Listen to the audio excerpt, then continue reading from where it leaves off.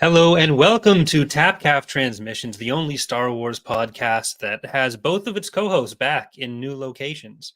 I'm Corey, joined as always, or not as always anymore, but as is As supposed to be usual. always. Not even usual. Neither of those applies lately, as will hopefully be the case going forward. By Justin Eckhart's Latterson. How are you doing, Justin? Good. I'm situated now. I'm good. So we should be seeing me for the next, Forever.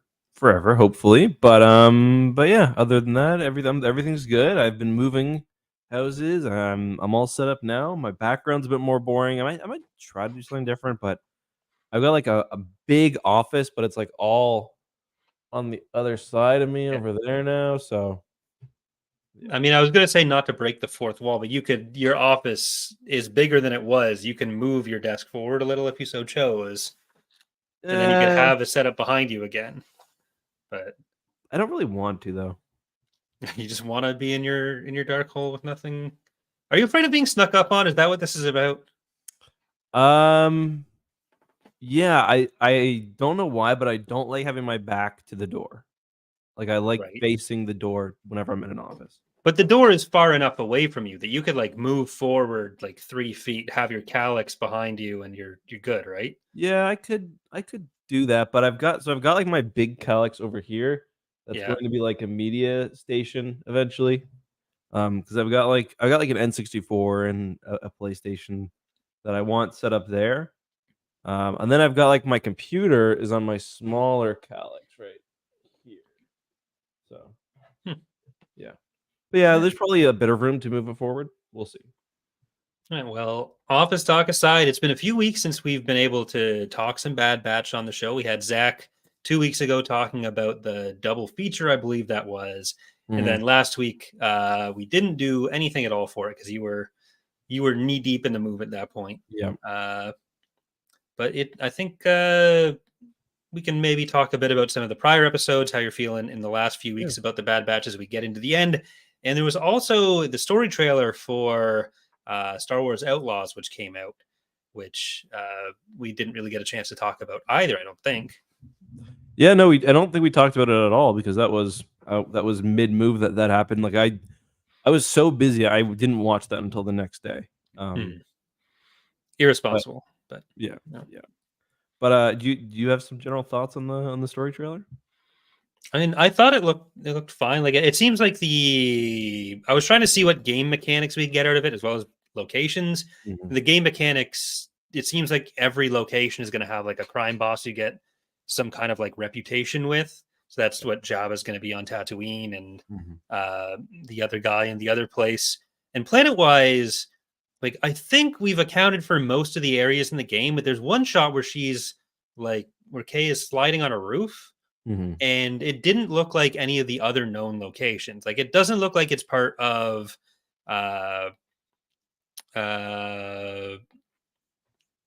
whatever the new planet is. It doesn't look like it's part of Kiva, the jungly planet. Yeah.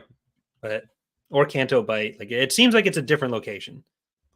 My guess is that she's gonna go to Kijimi from episode 9.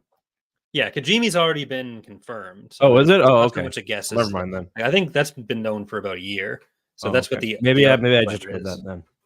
All right. Well, nice try, but it's a good prediction, I guess. I mean, a really good prediction, I guess. Yeah. God, what's the new planet's name? I keep forgetting it. Kiva is not. I think Kiva was in. Oh yeah, Kiva is the big planet in Aftermath. Yeah, there is one of the planets, the jungle planet, is a book planet that's getting turned into that's Aftermath or Kiva, and then there's Tashara, which I think is the new. That's like the new like smuggler's moon planet, right? Yeah, that's the kind of like mesas and stuff. Kind of similar to what was the planet in Jedi Survivor? Kind of reminds me of that. Yeah, it is kind of a similar biome. Like I don't know, once you've got the standard volcanic desert, jungle, other like biomes that more famous planets have covered, when you're trying to make something new, it seems like games have to go for mesa. So I don't think that other the Lucasfilm contract. Yeah. I mean, do you prefer new locations or do you prefer uh I guess there's three options. New locations, like movie locations like Tatooine, and then there's the middle ground of bringing uh book locations or other media locations into a new medium. I mean, yeah, I always think it's cool when they manage to bring a book location and do a like a pretty accurate job. With Akiva, like I'm just looking at the images, nothing is really popping out to me as being like, oh yeah, this looks exactly like I imagined it from Aftermath. But I do think it's cool when we see something that's been either in the expanded universe or in the new novels pictured in some way. Um, or just a general plot tie-in, like we saw that off obviously with Yeah. like Star Wars Battlefront 2 pretty heavily. But I'm more about just, I don't really care as long as they do a good job. Like some of these planet like Toshara, I'll admit, I'm definitely open to it, but it is kind of it's not really jumping out at me. It does Mhm. kind of remind me a bit of what we got with Jedi Survivor, like I said. But obviously I'm gonna give it a chance. Yeah, like the I was wondering how many planets we'd get, and it seems like we're probably going to be around seven-ish. And I'm Mhm. not even sure if like Canto Bight is going to be a fully explorable location or whether that's just going to be like you go there for one quick mission. But Yeah, well, they said they're trying to focus more on rather than having big open worlds on smaller, well-designed spaces, which I do think is good. yeah, Um, especially with like in a Ubisoft game. Um, I don't trust them necessarily when it comes to like making a game that's really big and bloaty, which they've yeah, definitely done in the past countless times. So yeah, I'd like something a bit more, like Starfield. You can explore forever, but there's nothing to see. So I'd rather, yeah. you know. Yeah, but I guess the trade-off here is more like where are they going with like bigger areas on the planet versus the number of planets, like what that balance is going to look like. Mhm. I think the fact that starship travel is just like go into orbit and then you go to the next location definitely helps with the scale on that compared to Yeah, games that would let you like fly around in your starship on the yeah, planet. That would be a bit much. yeah. But Yeah, and I'm guessing, like, I mean, we already know this for a fact, but, like, Jedi Fallen Order and Jedi Survivor, there will be, encounters that take place on ships or, like, we know she goes on a I don't know if it's a Star Destroyer or what, but yeah. there'll be things that happen. Yeah, and there, I mean, speaking of not trusting Ubisoft, there was uh, the announcement that there will be a Jabba mission in uh, like very early season pass DLC content, Mhm. and that caused a lot of uproar. Some of the initial response was because people thought that was the only way you could get to Jabba, but that is not the case. It's just an extra mission. But it's still like with Ubisoft being what it is, and with the game Yeah. being as expensive as it is, like having content that's already ready that is being put behind those paywalls never feels good in a single player game. Yeah, I mean, it's the whole thing. You never want to feel like a business decision is taking away from the game. Like I personally have no problem with the season pass, Yeah, with DLC. Like I kind of like that for a single player game. Like a lot of people I find are conflating season pass with battle pass, right. which is not. They're completely separate things. A season pass means yeah, we've got two DLC planned. You're basically betting on the game, and because you're gonna get it than you would for buying them individually, but you don't know. They could end up being horse armor DLC, Yeah, and that's probably not worth it. So I've got no problem with that, but yeah, it does suck that content that's obviously ready for launch is being held up, especially when it already is a very expensive game. Um, yeah, I'm not a fan of that. I totally understand why people are angry, and yeah, I am too. yeah. Like the game prices have not inflated the way that other stuff has, Mhm. but there we've talked about this a few times on the podcast. So I don't want to get too far into it, but like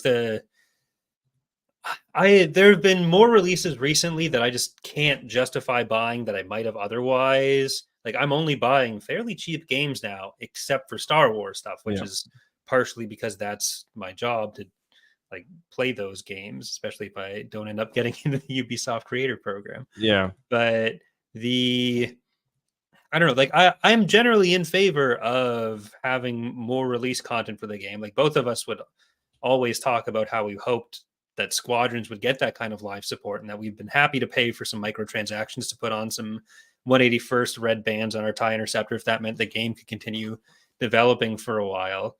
But I think Yeah. Ubisoft in particular already has this reputation that is pretty earned, that they're not the most consumer friendly. And a lot of that consumer unfriendliness is not because they're doing anything that's particularly labor friendly either. Yeah, exactly. If they were going to charge their make their game more expensive, and there's an argument you could make, but like it doesn't feel like that's what they're doing here. It feels like they're nickel and diming, like they're taking advantage. Yeah. And it is the fact as well, like it is a Star Wars game. Like at the end of the day, people are gonna buy this regardless. People are going to buy these ludicrously expensive like ultra editions, which now don't even have a physical component to it. That's the most insane part. Yeah. The most expensive version of this, and listen, spend your money how you want, but the most expensive version of this game is $200, and it doesn't even have like a physical component to it.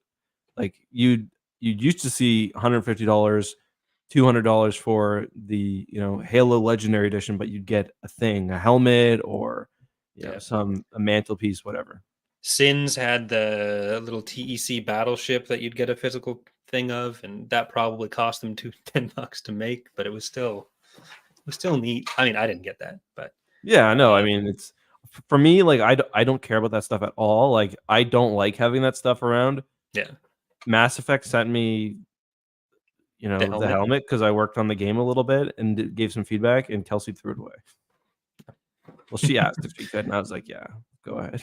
Like it's just, for me, it's junk, and I understand why people like it. I don't, but I mean, it still feels like what they're offering, and that's the other thing too. Like with Star Wars games in particular, there's a big sense of FOMO if you're not in, and there's the real worry about spoilers.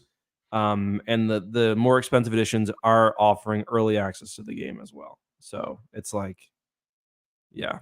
Yeah, like how much the money you're giving is supposed to be for that early access. And like I mean, I feel like when they have that content ready already, if the game really has to launch in a pretty solid state for not to be like, okay, like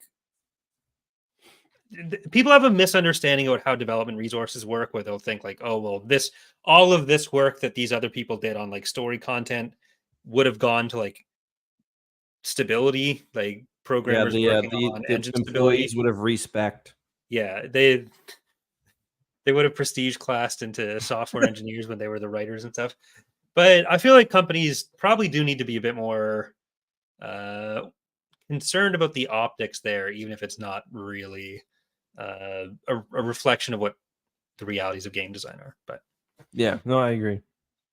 I'm still looking forward to it. Yeah, me Characters too. look interesting. Yes. The other backlash was the absolutely fucking So ridiculous stuff stupid. about how she's not hot enough. And it's like, what the fuck is wrong with you people?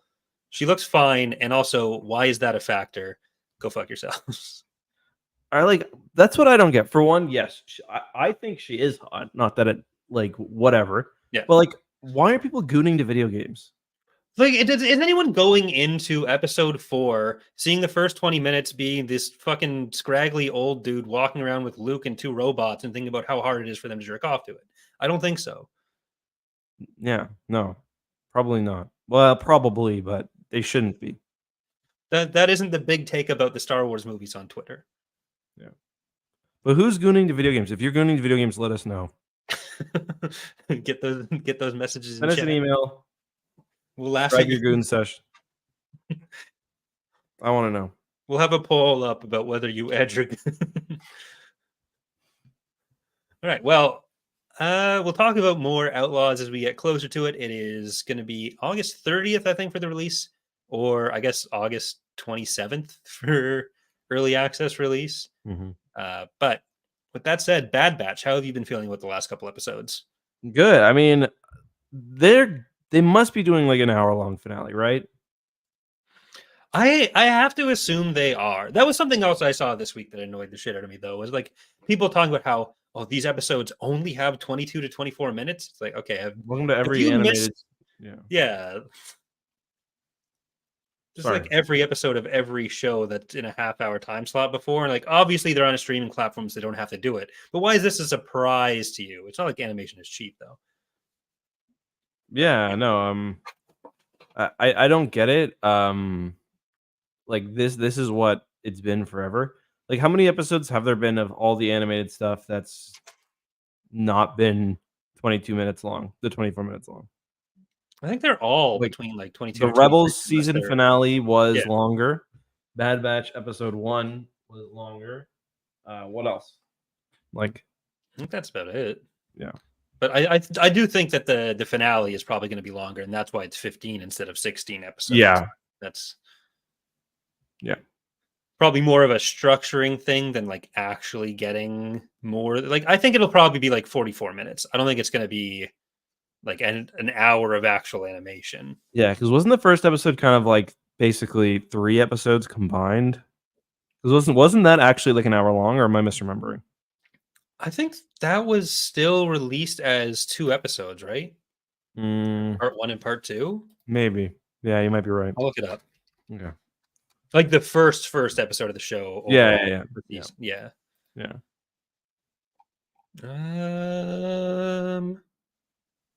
Aftermath was that was actually an hour and 11 minutes. So maybe we'll Yeah, get something like that to finish it off. That'd be maybe. neat. That would be cool. Basically like a almost like nearly movie length. Yeah. That's asking for a lot, but they've got a lot left to do. Like they've got 2 episodes left. One final escape from Mount Tantis.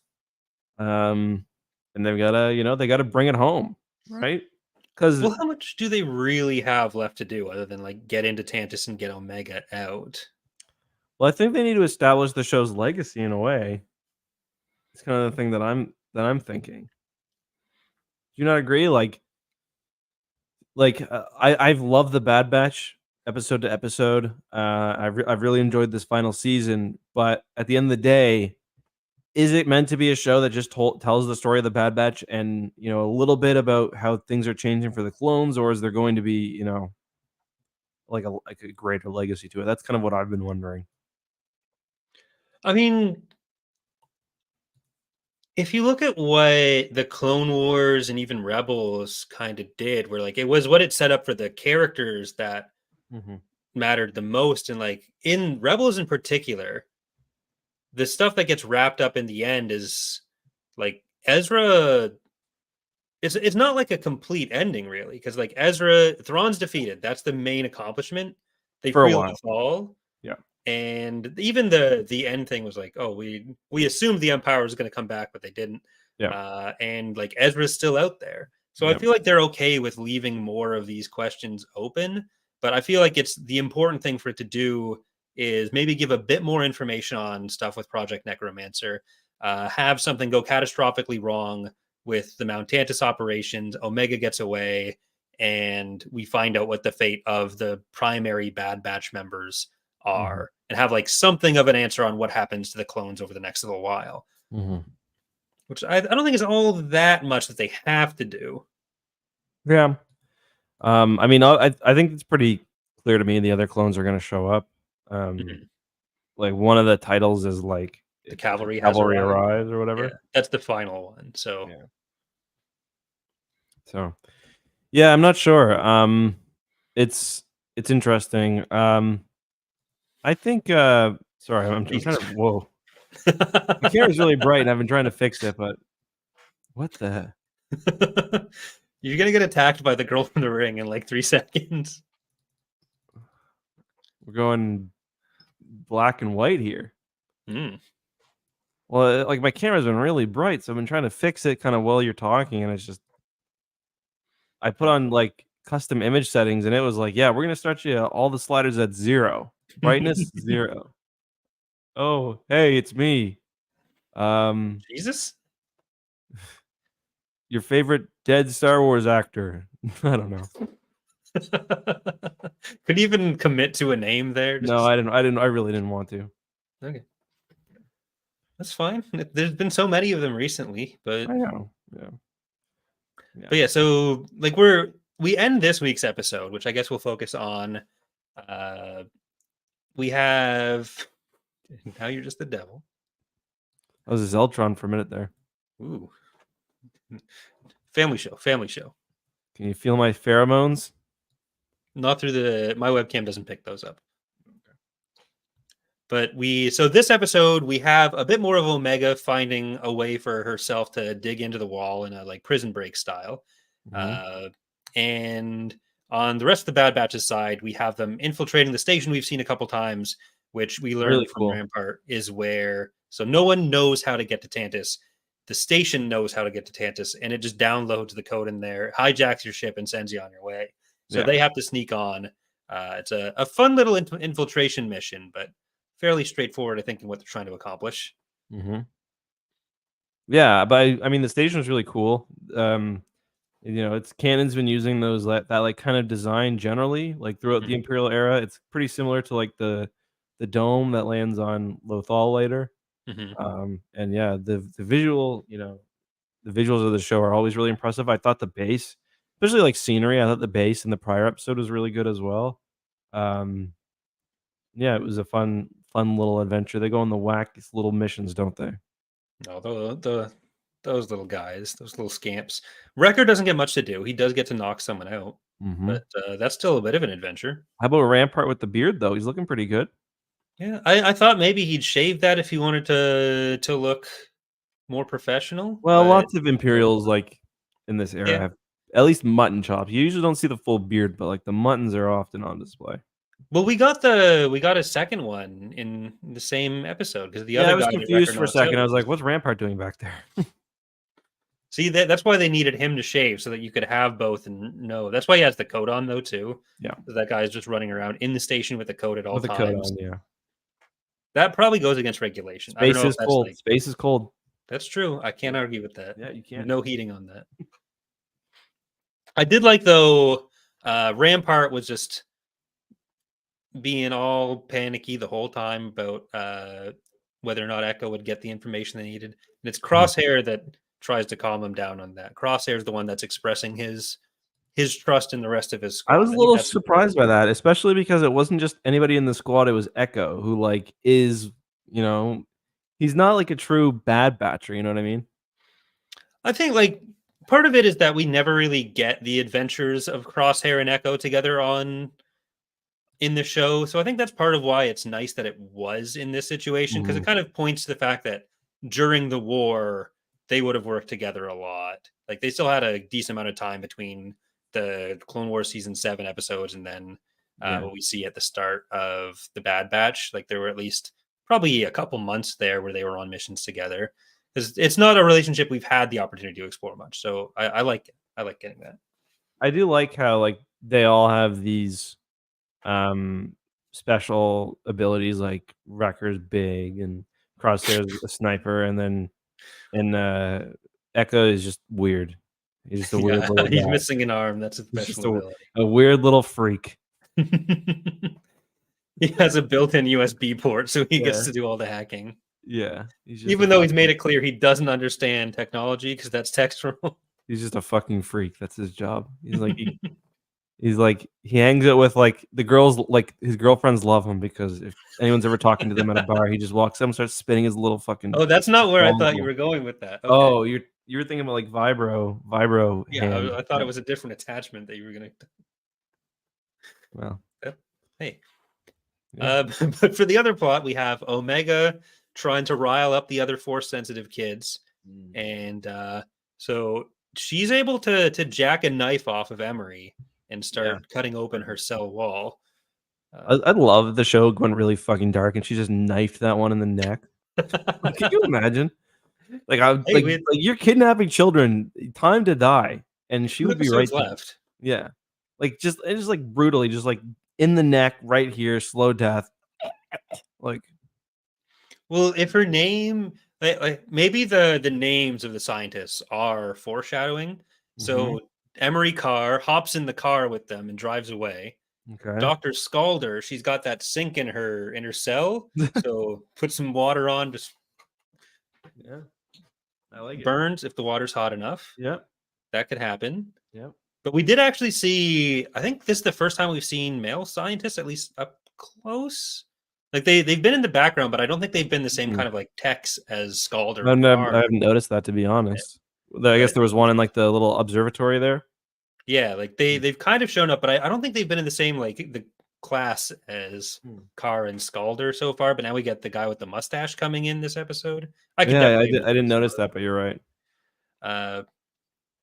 But yeah, Omega's found out the droid shoots. I mean, if I was one of the tech people and I was watching them arrange the building blocks into roughly the shape of their room and get all intent, I'd probably be like, "Hey, Maybe we should keep an eye on these fucking children. Like they don't or even maybe I should doors. go steal their toys." Yeah, yeah. Whenever my nephews are building anything, that's my first response is always, "I should go steal that, though." So maybe that's just me. Yeah, no. Same with August. If he starts threatening my engineering or architectural skills, I just nope, no more. The Lego sets are for dad, not for the kids. But Cliff's Films does bring up a possibility that would connect back to something we saw last season, where wouldn't it be cool if someone let the Zillow Beast escape on Mount Tantis, destroying everything inside the facility, and eat Dr. Hemlock for the final episode? I think the Zillow Beast will probably come back into play. Like there's two elements that we know are going on there that haven't come up yet.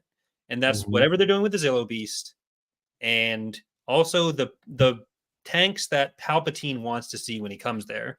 Because they're not looking at the vault with the kids. Right. So I guess my question is, do you think Mount Tantis is going to be destroyed or done by the end of the show? Or is this just going to be one chapter and whatever's going on there? I think it'll be something that they move on. Like I think the project is still going to be going on, but I feel like some specific things they're working on Tantis will be destroyed and they'll have to leave the facility. So it can just be like an old storehouse of Imperial stuff at some point that someone could come and try to find. It's interesting. Yeah. I've been going back and forth. Like they do have, there's like another mountain there too that you can see often in the background. There might even be two others. I'm not sure. Yeah. Yeah. I don't know if that's meant to be like the same facility. They're just on two mountaintops, or if it's like a whole, like this is the secret research facility. And that's just where like Palpatine keeps his Chex Mix. Yeah, I'm guessing there's like probably a train that goes between them or something. Yeah. There's some cool. I was reading through the Thrawn trilogy source book, and there's some interesting stuff about like Mount Tantis having a secret labyrinth below it. That did you read that part? Well, they have the whole facility map too. Yeah, but there's like something about like there's. I'm seeing to see if I can find the exact quote. I can't find it. It's like a secret labyrinth below created by Palpatine, and it like shifts around and like they can't map it because it like shifts in position all the time. Anyway, it was really handy when you're running an RPG campaign. So you can throw anything down there. Yeah, monster, treasure, whatever. Yeah, I do love those. The look at the Mount Tantis facility in that book, though, it's pretty cool. Yeah, there's a lot of cool maps in some of those older source books, but there's also the one. So I think it's the Black Fleet Crisis, one of the ones related to that, where there's like a map of where one of the ships is parked on Enzoth that gets like turned into a museum. Okay. So people always think it's because of the way it's labeled. It gets uploaded to Wikipedia, and people think that it's a picture of the ship rather than just a shape on the map. Yeah, so I think it's like the Armadia or something. Yeah, isn't that just a thrush ship? Such an ugly. No, there's the Armadia, then there's the Armadia class thrush ship. So the Armadia is like the Star Destroyer or whatever. Yeah, it's either that or one of the other ones, but like they have like 3 or 4. But so people think it's just this bare bones triangle as the actual design, but that's not what the map means because they don't know it's a map.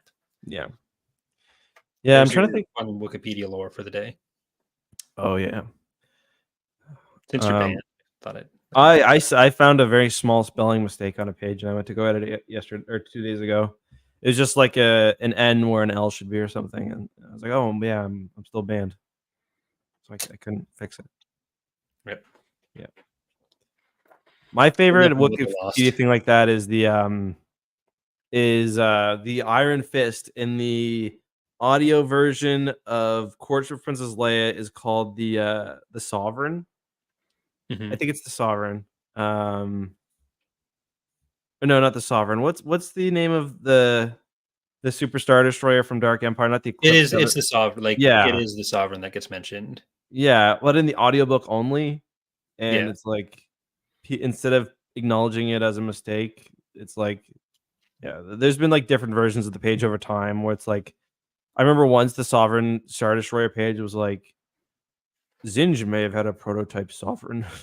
Well, I think the dictionary also includes a reference to It Zinj and does, a yeah, sovereign, just yeah, based on that, it does, and so it's one of the it's messy, yeah, but yeah, yeah. Is it the dictionary or the oh, you mean like the encyclopedia? yeah, Yeah, yeah, I think you're yeah, right. encyclopedia, Yeah, but yeah, I blame it, that on Pablo. you can blame that on Pablo if you want because he probably put it That in probably there. is a Pablo one. Yeah, Yeah, but crazy how oh they killed well. 2 superstar destroyers of that battle. And well, the eclipse was just sitting at Kuat, and then Han went and saw it. So Yeah, it was just there the whole time. People were visiting Kuat during that period. There were things happening, but away she yeah, goes. away she goes. Yep, Listen, boys, away she goes. That's away it. she goes. Yep, we didn't see it. They said they weren't done yet. They said, "Give us 20." We had to give them 20.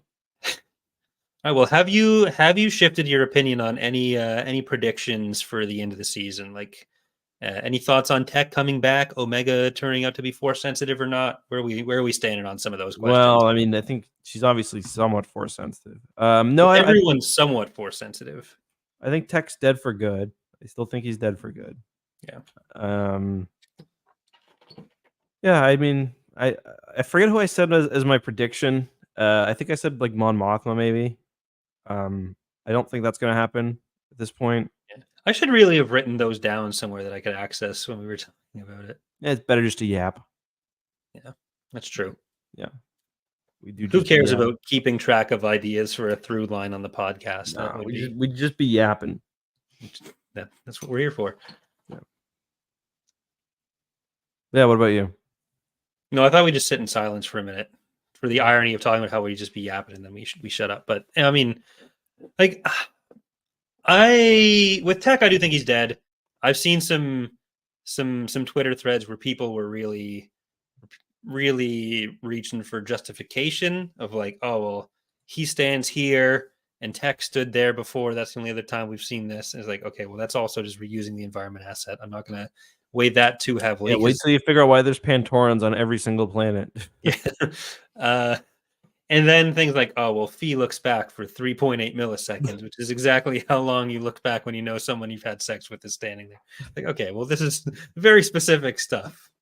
That was Uh, Tech's refractory period. I like. I think with Star Wars, you need to have one of.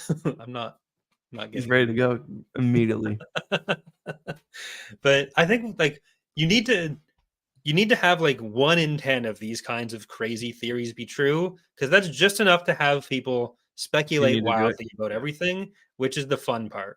Like Yeah. I was very much on the Tech is alive train Yeah. because that's fun to speculate about.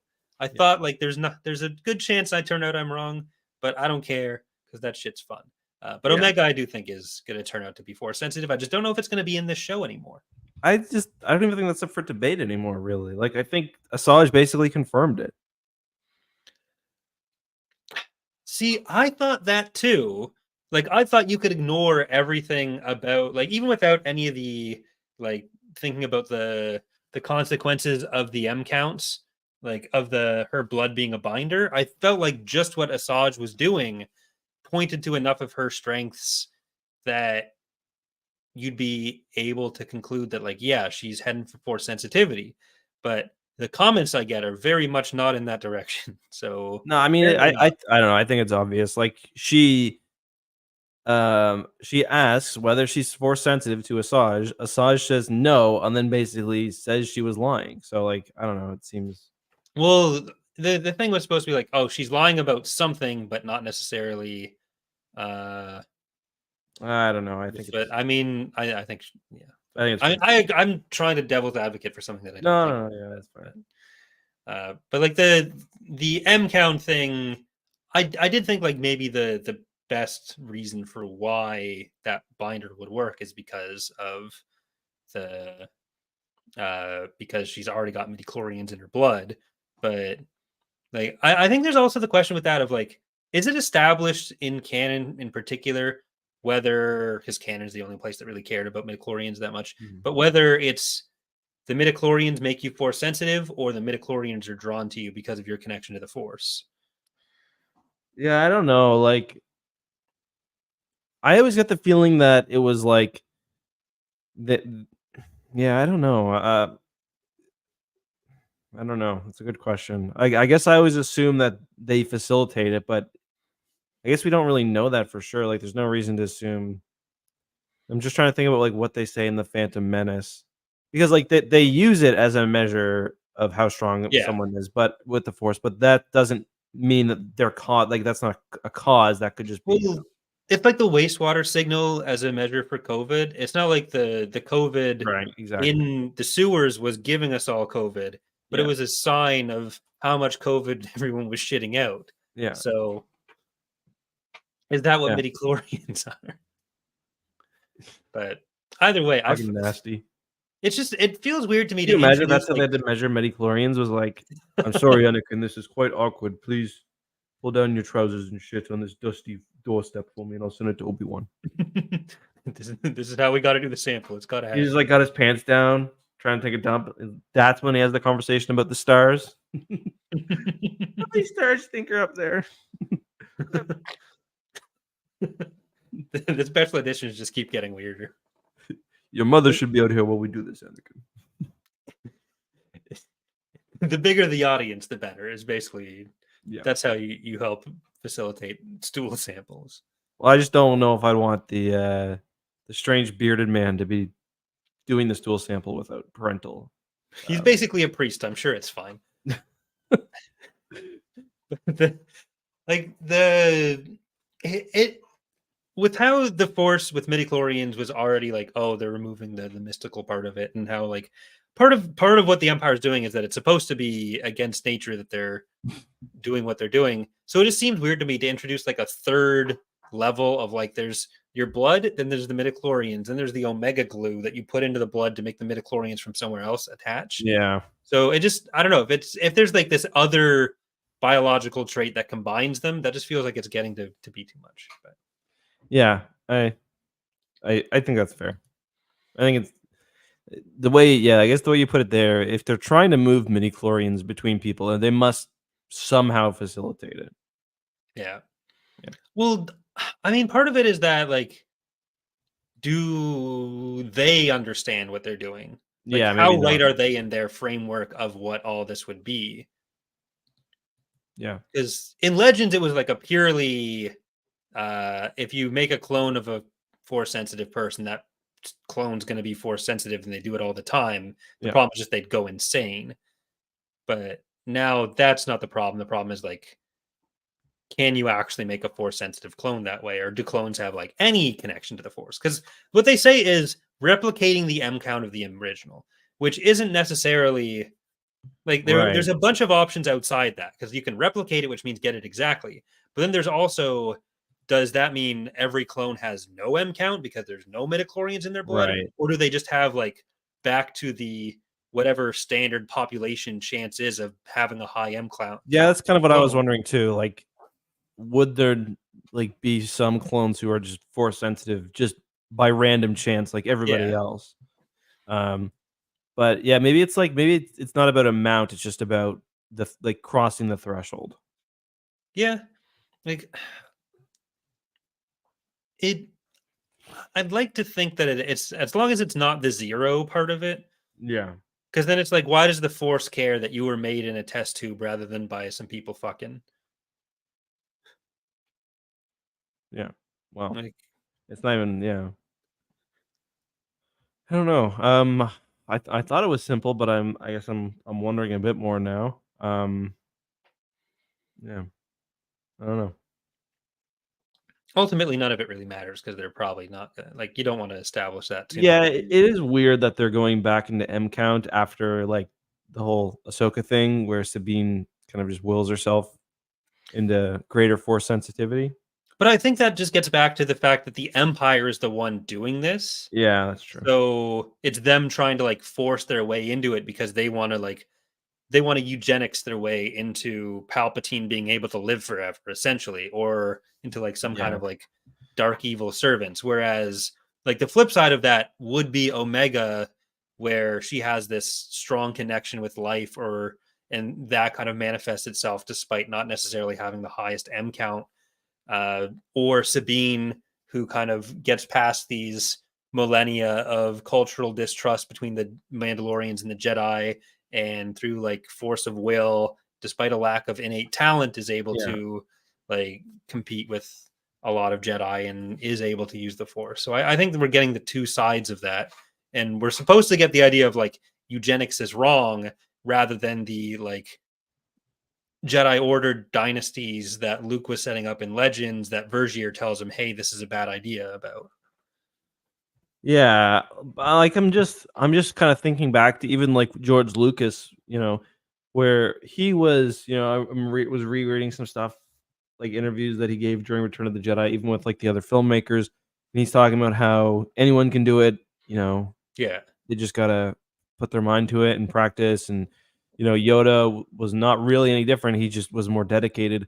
And then in Episode 1, he's got the M count or the midichlorian stuff, Yeah. where they're like actually testing. I guess like that comes back to what they say in Ahsoka, where it's like, yeah, it's a lot easier for some people. Hmm. But so I just kind of wonder what he was intending, whether he changed his mind or whether he sees them all as kind of part of the same story, or whether his opinion changed. Yeah, like I think part of it is just like why is Luke and Anakin and Leia connected so strongly to it? And Yeah. I think that's just kind of the answer to it, while still keeping the possibility of like, oh well, some people. I think I remember the quote you're talking about, where it's like some people like you have these martial artists where they train for so long, and not Yeah. everyone can do that because they haven't put the time in, and not everyone has the discipline or whatever. Yeah.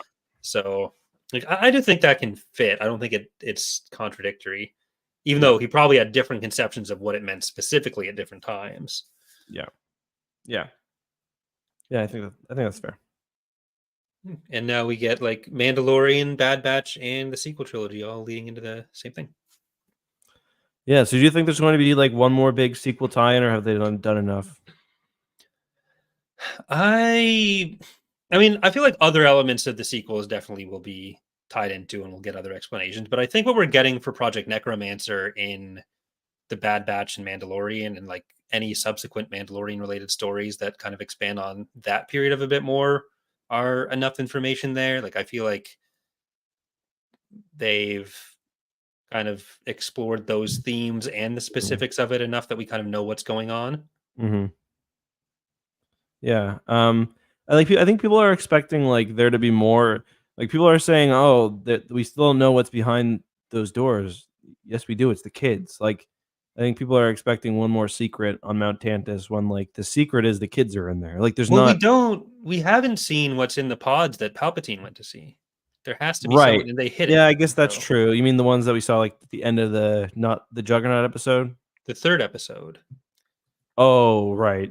And I when guess Palpatine's actually there, like we know there's also the Dark Trooper stuff, but I don't think yeah. Palpatine came to Tantis to look in a So tube at a Dark Trooper and say, "Yep, you can have any money you I don't want. remember I'm him not looking here." at the tube, because I remember him going down that red hallway and people were Yeah, wondering what that was. Now we know that leads to the that's not the kid. vault.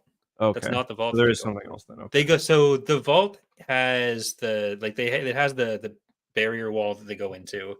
Mhm. The the room that Palpatine goes into with Hemlock has like a red triangle door, and they go in and there's the tubes around the room.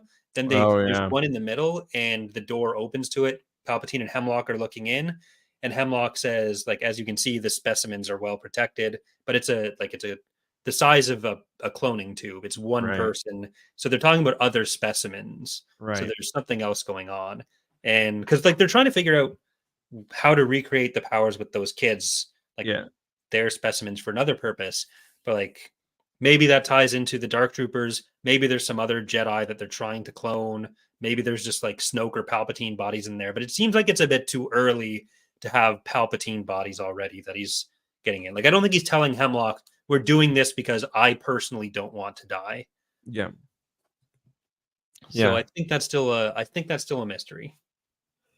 Yeah, I suppose. I guess I forgot about that. So I guess we'll see whether that's touched on. I assume they'll drop something to get people talking for the finale. But yeah, interesting stuff. All right. Anything else you want to talk about with this week's? Nope, good 2 episodes. I enjoyed the I'm very sad we've only got a couple left, so Yeah, so there's next week, then there's the finale the week after, but that week does come with Tales of the Empire. So we'll be finishing on the 1st, and then Tales of the Empire is on the 4th, and then we're just a month away from the Acolyte. So there's yeah. stuff coming this year.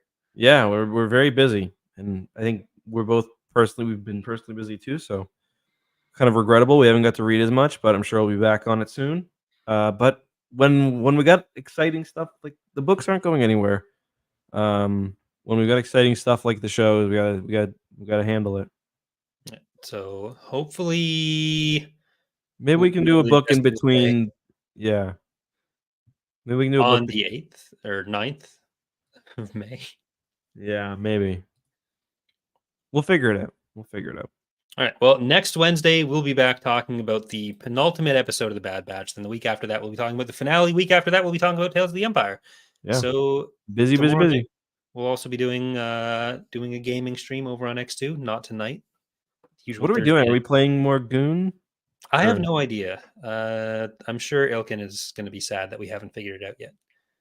Yeah. But final question, I guess, from Star Wars Fortnite's Joel. coming back too. That's true. That's May 4th as well that they're doing the announcement on that. Or did they say that?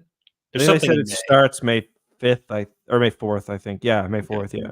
Like that, I don't know if that's going to be more skins or if that's going to be like something else, like the Lego building thing. But there are at least going to be more skins. They've like they data mined it and like they're going to be doing the normal, like a normal integration, but probably also some funkier stuff too. If it should be fun. I'm excited. Standalone, persistent Star Wars Battle Royale, that'd be great. Battle Royale. Final question from Joel, though. Do you think Thrawn is interested in Project Necromancer in the Mandoverse? I mean, probably, considering he's... I mean, I don't know. I don't know exactly what it is, but probably, yeah. Yeah, I feel like it'll probably be separate from like whatever he's doing, because that's more of the First Order thing at that point. But we'll see. Yeah. Lots of Thrawn to come. Mm-hmm. All right. Thanks for watching, everyone. We'll be back next Wednesday with our recap and breakdown of the penultimate episode. And remember to always do your homework. Yeah. Keep your sticks on the ice.